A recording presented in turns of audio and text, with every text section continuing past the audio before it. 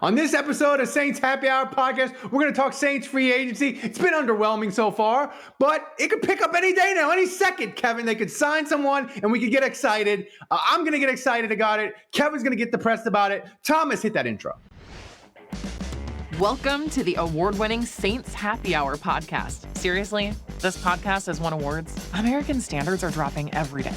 The show features Ralph, the best host in the world, who can barely pronounce his own name, much less anyone else's.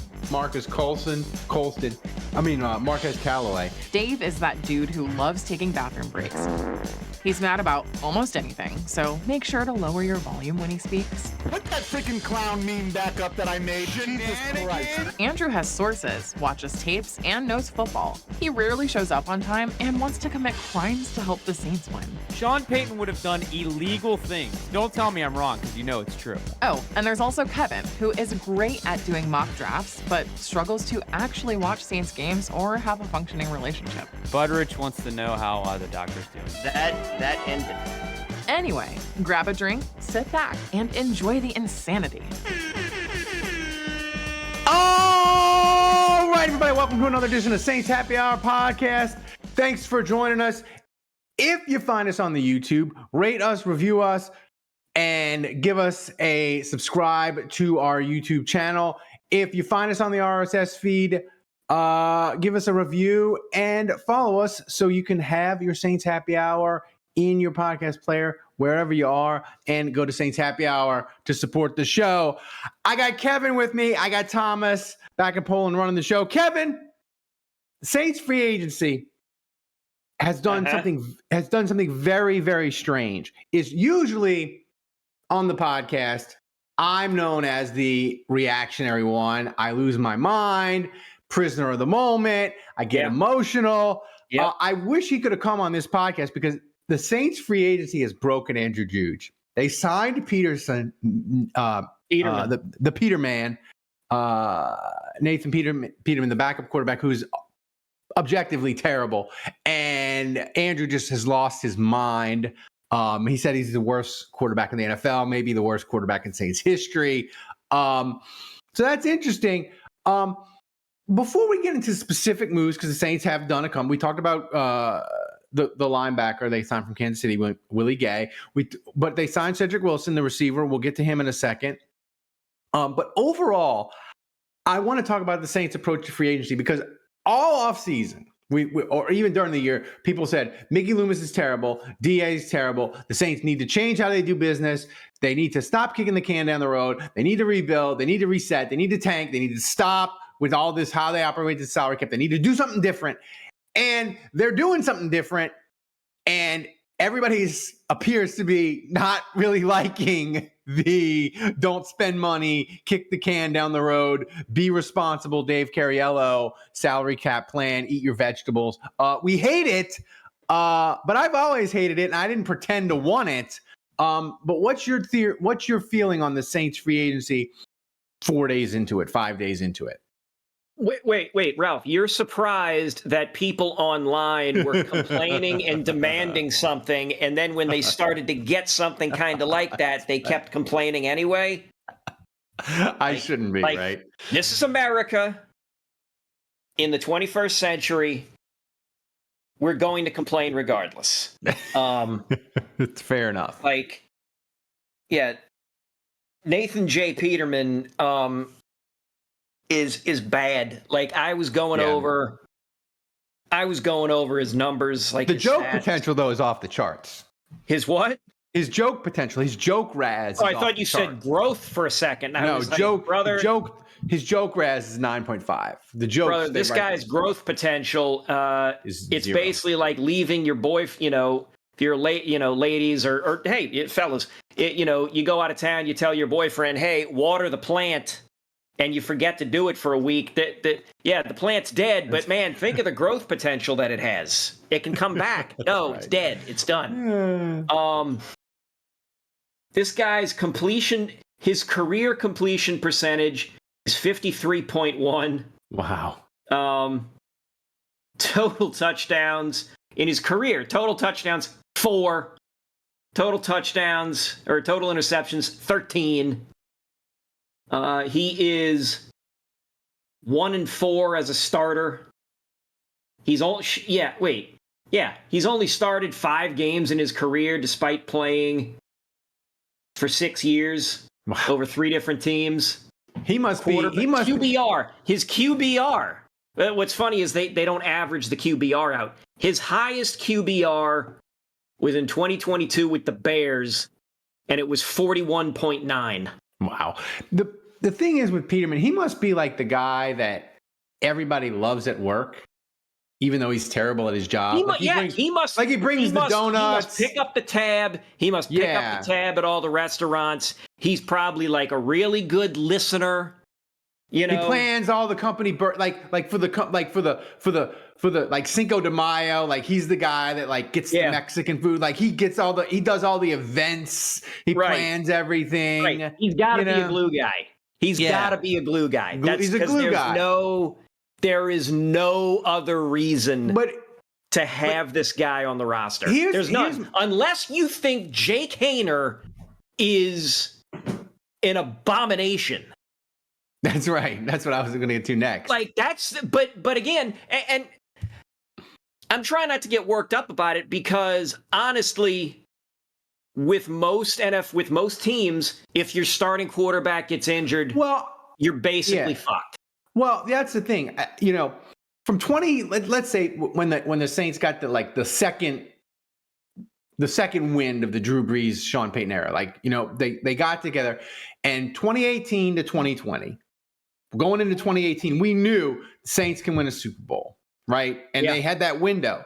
So then that was a time where I really cared about the backup quarterback, because if Drew Brees would get hurt for a month, you'd be like, hey, if Drew gets hurt for a month and you go 0-4 or 1-3, home field, division title, maybe you don't make the playoffs and you're ruining this really good roster. You need a good backup quarterback. Go trade for Teddy Bridgewater, pay him $8 million a year. And it worked out because in 2019, Drew Brees got hurt.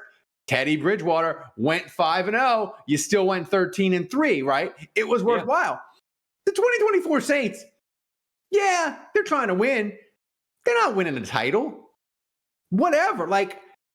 If they play Haener, if they play Peterman, who gives a shit? It's done. It's like worrying about a meteor hitting Earth. It's over. What do I have to worry about? I don't have to get my stuff in order. So one, and I texted you guys this immediately after I heard about Peterman getting signed. I said, they signed the wrong former Bills quarterback. They did. To the team. They could have got Tyrod Taylor. Yeah, but Tyrod is getting $9 million a year. Right. So it's like, all right, fine. I get it. Again, I get it. This is the equivalent. This has to be the equivalent. Well, maybe equivalent might not be the right word because you're thinking equal. Yeah. This must be like a team with a starting black quarterback getting the black backup. You look at the Browns, it's like people, they dumped Flacco because, Flacco was actually good when he came in, and so you can't have the backup being the most popular guy on the team or getting a lot of pub for him. So it's like Derek Carr. People don't like Derek Carr. They don't like him. You got to find somebody less likable to be the backup. They did it. And they did it. Mission accomplished. Hang the banner. It's basically... Hang the banner. Yeah. I tell you what, you want another analogy, and I'm not going to use names because we're not doing that. We're not doing that. When you look at presidential tickets, it's who's at the top of the ticket, who's the vice president. It's like, well, you may hate the president, but you don't want anything to happen to the president. That's right. Because you don't want the vice president in charge. That's right. Crap like that. You don't want anything to happen to Derek Carr because Nathan Peterman is going to be under center or doing whatever. And listen, God, I wish I could understand any of these other numbers here and appearing on Pro Football Reference. This guy, he is bad. Here's the thing. I can't stress enough I think people are bad he focusing is. on the wrong thing. With Peterman, I think people are focusing on the wrong thing. You don't focus on if Peterson's the backup quarterback. Peterman. That's Listen, not. you got Adrian Peterson on the brain. Yeah, I do. Bad individuals. Bad in a different way. But Peterman, the thing is, you have to think about the thing that will make the Peterman signing look bad for the Saints is if Jake Haener can't beat him out in the summer, because they traded up to get Haener, Kevin. And if you can't beat out Peterman, you can't beat out the Peterman at quarterback. Like, then Jake Haener is in the bin with Ian Book and Canefield and Garrett Grayson. Like, he's that type of failure as a backup quarterback, where the Saints, he's so bad, they don't even trust him to be the backup. So that's the thing that I'm like if Haener doesn't, if we're going into the third preseason game and we're like, oh, that battle between the Peterman and Haener, it's a tough call, then guess what? Haener's a disaster. Here's the problem with that. Is it possible that the team signs a guy like Peterman and says, we're going to make you the number 2 spot is yours to lose? So as long as, I don't think they would be that. I don't think that with Peterman, I don't think they would do that. I think if they'd have gone and got like a better quality backup, like if you'd have gone and got like a Tyrod Taylor, like a Tyrod Taylor or Jimmy Garoppolo, then you say, hey, Jimmy, we're paying you $4 or $5 million. You're the guy. You're the backup. And Haener, we're going to redshirt him another year. The one thing I will say, Jimmy G, like if the Saints would have signed Jimmy G, you would have the sexiest backup quarterback room in the league. You got Haener and you got Jimmy G. I mean, the sultriness would have been off the charts. But if you want to factor in Taysom Hill in the quarterback room, there you go. Like, here's the thing: like if the Saints, if something happens to Derek Carr, like, the season's it's pretty much shot anyway. But like, you're going to get Taysom time at quarterback, I think, because I don't think Haener is really ready. And like whatever, like I don't know. It's just I can't get worked up over the Peterman sign. I can't. Only when only when you look it up. When you look at his stats and you see how bad he is. Only when I think about him do I get worked up. It's just like, look, Derek Carr's here. Like, that's it. He's here another year at least. You got to roll with it. This is the medicine that we have to take. Yeah. This is the medicine. Yeah. You got an underwhelming starting quarterback and a god awful backup quarterback. Well, I mean, or a question mark, or god awful backup quarterback, or a guy who you traded up in the 4th round and we have no idea if he's any good. We have no idea if he's probably not an NFL starting quarterback. We have no idea if he's a functional backup. But that's the thing, Kevin, with your point. Like, the Saints decided, hey, we're going to try to save instead of paying a backup like we did with Jameis and Bridgewater. And we're going to save $4 or $5 million at backup. Yeah. And we're going to take that money and we're going to try to spend it other places because we're trying to steer the cap back to normal. Right. Which brings us to... So basically, with the 3 preseason games, Carr is just going to take minimal snaps, I would hope. You give Peterman a near full game. We might have to live stream that. That'll be incredible. You give Peterman a half the next game. And then the third game, you give Peterman a quarter and you let Haener take it the rest of the way. Haener. Like, Haener's got to get snaps in the preseason game, like significant snaps. Not this 4th quarter, 5 minutes left crap. No. He's got to get multiple quarters in a game in playing. I don't care if it's second and third string guys, but he's got to see angry people opposite him trying to kill him. I would say he's going to get his. I would say Haener's probably going to start the first preseason game for the Saints. They'll give. You don't think they're going to let Carr start it and take like the first series? Carr. No, they'll start Haener the first preseason game. The second preseason game, they'll let Carr play like a quarter and a half. You know, Okay. they'll ease into it. So that was the thing that got people on the Saints Twitters and social angry. That's the angry du jour moment for Saints social media this week. But the other thing they did late last night, Kevin, they signed Cedric Wilson, former Dolphin, former Cowboy. He signed 2 years ago. He signed a 3-year, $22.5 million contract with the Dolphins. He stole that money. He's kind of a bust. And good for him. Good for him. I will, always support the workers. He got his bag. Good for him. Up with the proletariat and all that stuff.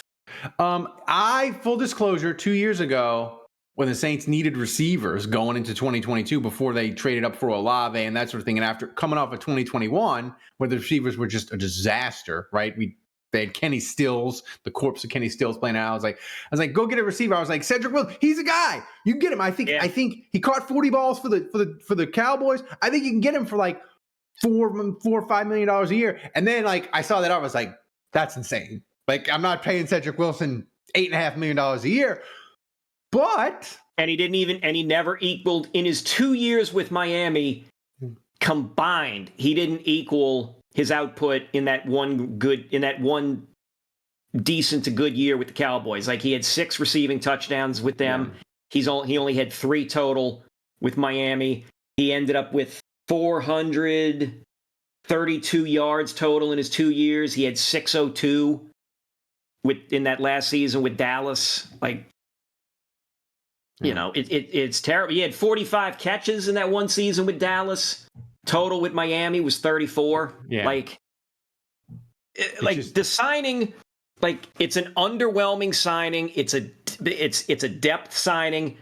If this guy's your number 2, you're in trouble. Man. Yeah. You're in trouble. This is not a guy who's going to be threatening Rashid Shaheed for the number 2 spot. Honestly, what you want out of this guy is for the Saints, because they didn't like the Schefters and all the people that posted it on Twitter. They didn't even say the number, right? They just said 2-year deal. So the agent was like, yeah, Adam, don't put the money out there. It's really low, right? Yeah, right. So it's probably 2 years, $4 million or something. Maybe he got 3. Maybe he got 2 years, $6 million from the Saints and $2 million guaranteed. It's really low. But my point on it, the best case scenario for Cedric Wilson is he just kind of quiet during training camp. We forget he's on the team and he's there. Maybe he's inactive some weeks he's active, some weeks he's not. And then they have a week where oh, God damn it. Freaking Shaheed is hurt. AP Perry, who's having a good year, he's hurt. AT Perry's hurt, and oh God, they got to play Cedric Wilson. And we're like, oh, Cedric Wilson, nice job today, Cedric Wilson. You caught 5 for 65 and a touchdown. But everybody's healthy next week. Go back to the bench. I think that's the best case scenario for him. I think best case scenario is expecting this guy to come in and get to 40 catches. That's a reach. That's too high. I think 30 might be the redlining of redlining the expectations. I'm thinking 27, 28 catches. I think you want it. I think the more catches Cedric Wilson has, it's bad. Ideally, I want him at about 20. I want him to have one big game, nice game, and then just random catches in other games and mop up duty. I think if he crosses the 40 catch threshold, Kevin, something has gone really, really wrong at receiver for the Saints. No, I can agree with that.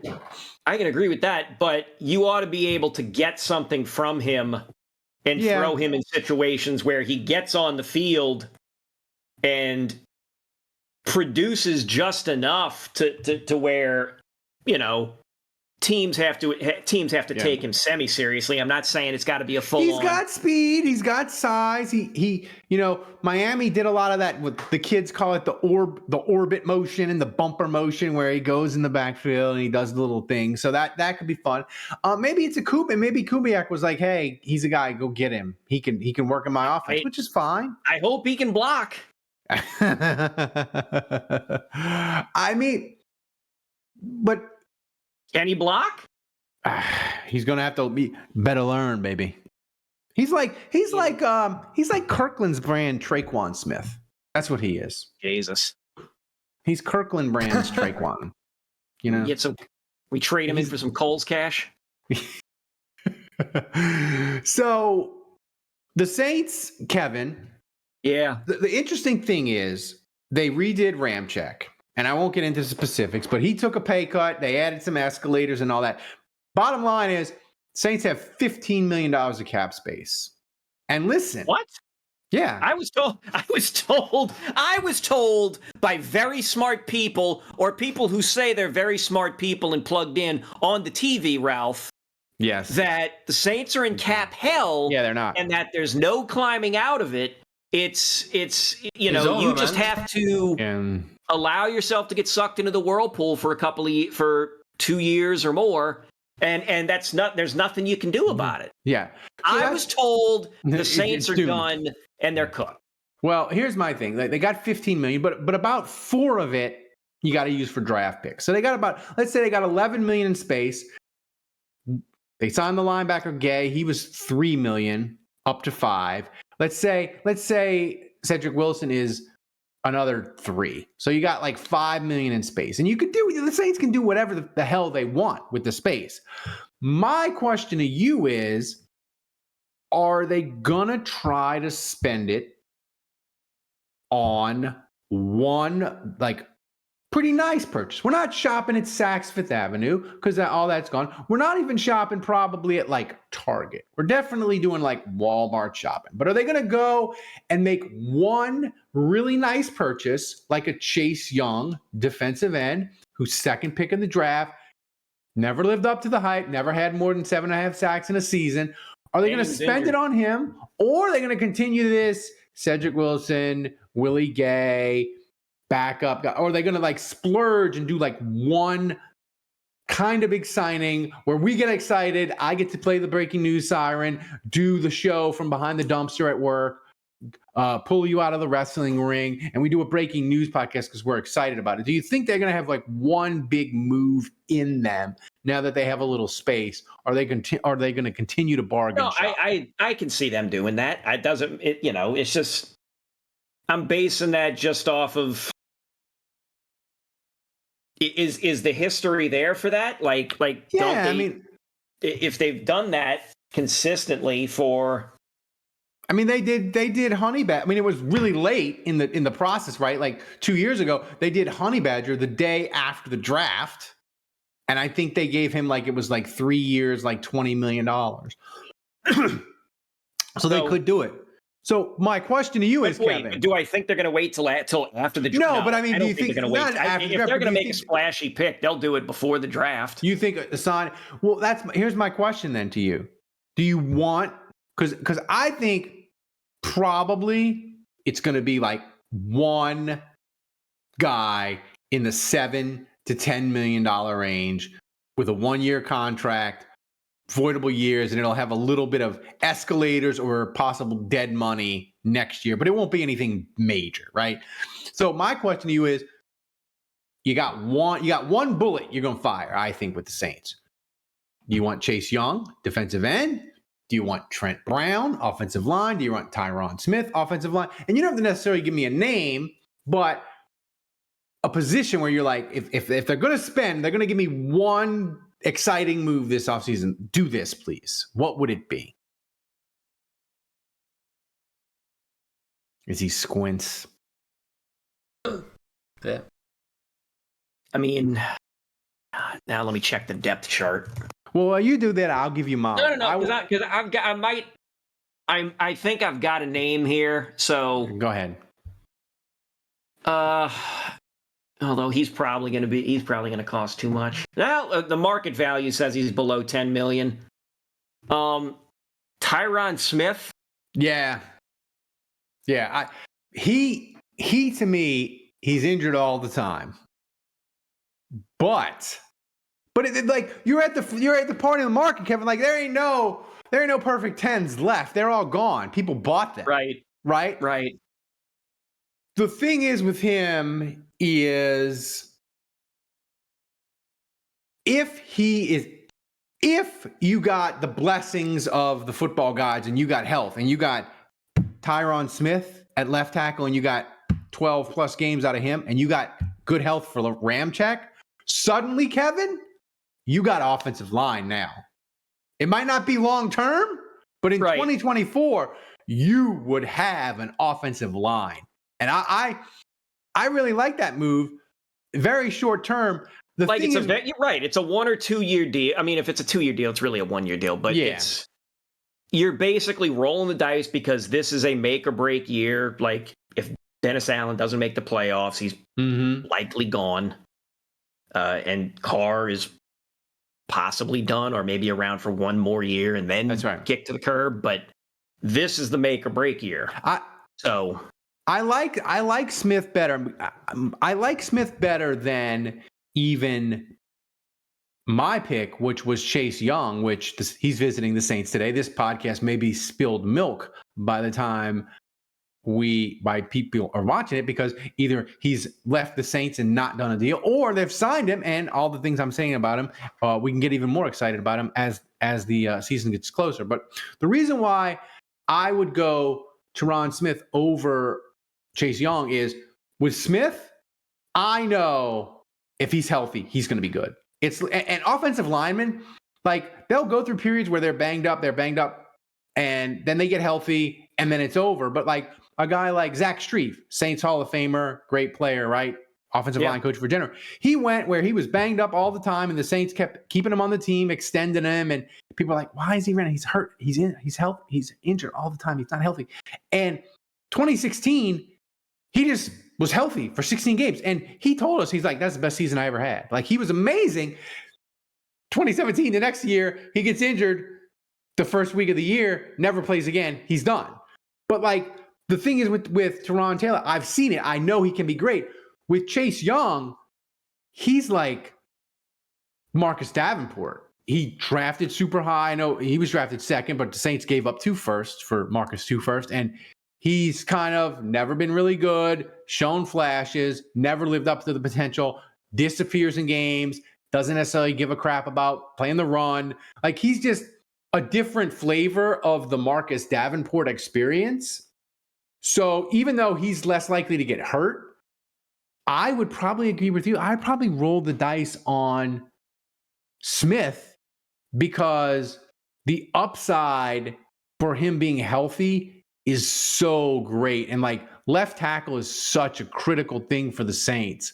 I think I would go Smith. The one thing is with him, Kevin, is I have no idea about his market because I figured that one of these teams with a crap ton of cap space would have already signed him to like a 1 year deal. Like a team like the Patriots or like Tennessee, who has 50, 60, 70 million dollars in cap space, would have been like, hey, just come here. 1 year, 15 million. We're not promising you anything. We might even draft a tackle, but we're paying you for 1 year to be our left tackle, to protect our young quarterback, to protect the quarterback we're going to draft. Like I thought that would be a deal. But he hasn't signed. And like if his market value is under 10, like all day I'd do that. But so the thing about like I like your idea of getting the edge guy. My thought process is if you pick up a tackle in free agency and you're expecting him to start or compete for the starting spot, then you don't need to use that first overall pick on a tackle. Yeah. If you pick up, and then you could use that for an edge defender. That's right.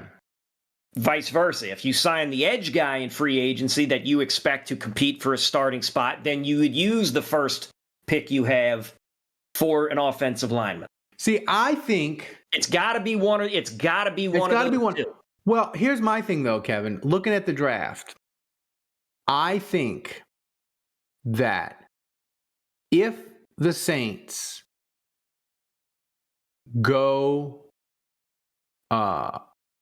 tackle and they would sign Tyron Smith, I think it would increase the odds of them possibly trading out and trading down. Because here's why. I think, and this is my fear of if I'm in free agency, do I get the tackle? Do I get the edge rusher? This is my conundrum. I think all the really good edge guys are going to be gone at 14.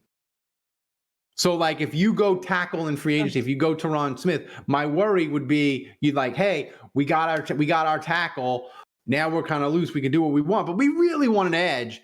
And you're sitting in there at 14. You're like, Verse is gone. Dallas Turner is gone. The guy from UCLA, whose name my pamper comes today, he's gone. And then you're like, I don't really like any of the edges. And we got a tackle.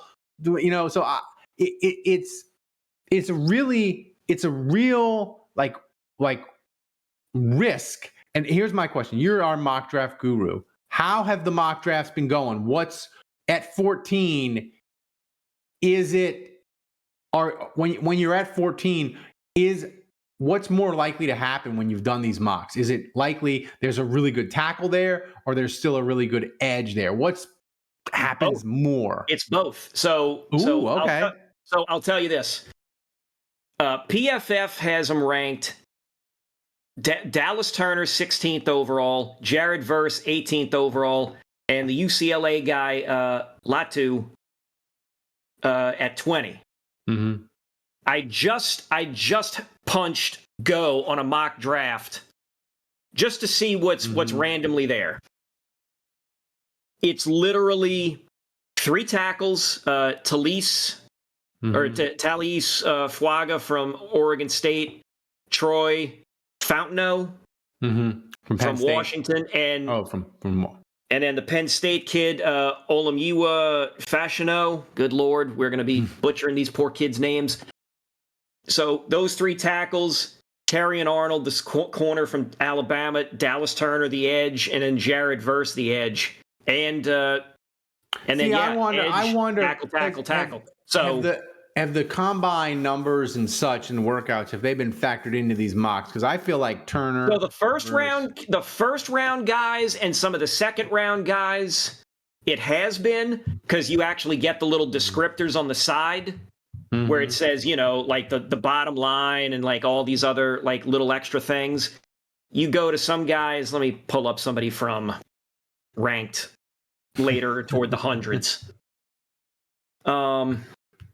Some guys, even into the hundreds, you'll still get the little write-ups on. I think I think PFF is starting to get into their getting into their bag now of like having descriptors and deeper analysis for everybody, for more people now. So they've definitely gotten through the first 2 rounds, it seems, for sure, on analysis for people. But again, that's why I'm saying the mock drafts that I'm running, if I'm staying at 14, I've got a bunch of tackles and edge guys available. And it's like, if you pick up the tackle in free agency, then you should get the edge guy here, because these 3 edge guys, Turner, Verse, and Latu, they're not going to be there at the end of the first round. I would be stunned if they're there at the end of the first round. I think 2 of those guys will be ahead of 14. And this is another conundrum you have, Kevin, is if the Saints would sign Chase Young, right? That he's going to be in a rotation, right, and he's going to play. Whereas, you draft a rookie defensive end, they're going to be in the rotation. They're going to play. The struggle you have, I think, if you sign Smith or you sign an offensive tackle, is you might draft you. There's a potential where you sign Smith, but you're like, hey, we got this tackle. He's rated 8th. We got to take him. And then you got Ramczyk, Smith, can't forget about our boy Trevor Penning, and the new guy. And you might have a weird season where Smith, Ramczyk are super healthy. Yeah, your offensive line is great, and that's good, and you're set up for 2025. But like the Saints kind of are in a position where whoever they pick at 14, like they need them to play. They need them to be in a rotation contributing. Right. So it's right. Which is why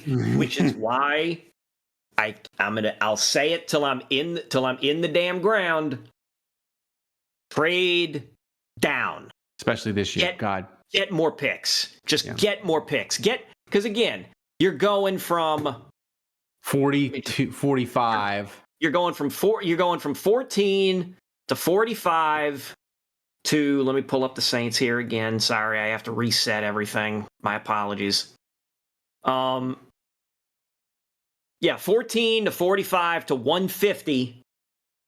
And then you've got 4 picks bunched up in the next 25 picks. Yeah. So you want to get like those are the picks where hopefully you find a gem and then you find depth.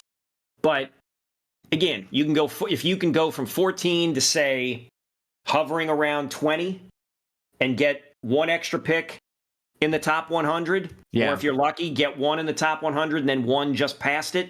Yeah. Great. Even if you move down like 5 spots, that can net you like a pick in the 80s. Yeah. Who is 5 spots down would be 19. That would be the Rams. You could get 80. You could get 19, 83, and 99 for pick 14. Feasibly. Yeah. That'd be amazing. We'll have a freaking parade. About final prediction. Chase Young, he's visiting today before we get out of here. Yes or no, Saints sign him? I'm going to say no. I'm going to say no, too. I think he's our annual go on the tour, use the Saints as leverage to get more money out of either Tennessee or a contender. Yeah. There's a guy every year, there's always a guy. He comes in, we get moderately excited. He comes in, does the facility. They take him to Brennan's or somewhere else nice to eat. They take him to Brennan's. And he Golfing with Dave.